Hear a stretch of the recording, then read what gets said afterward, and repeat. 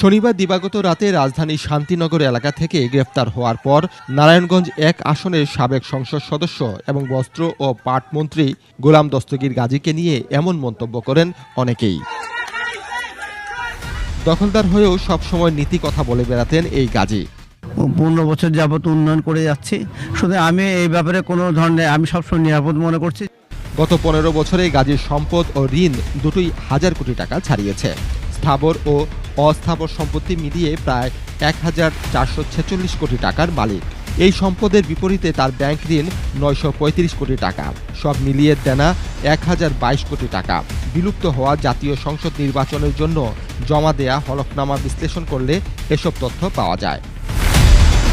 হলফনামায় বান্দরবানের সম্পদের কথা উল্লেখ করা হয়নি। সেখানে গাজীর আছে ৫০০ বিঘা জমি।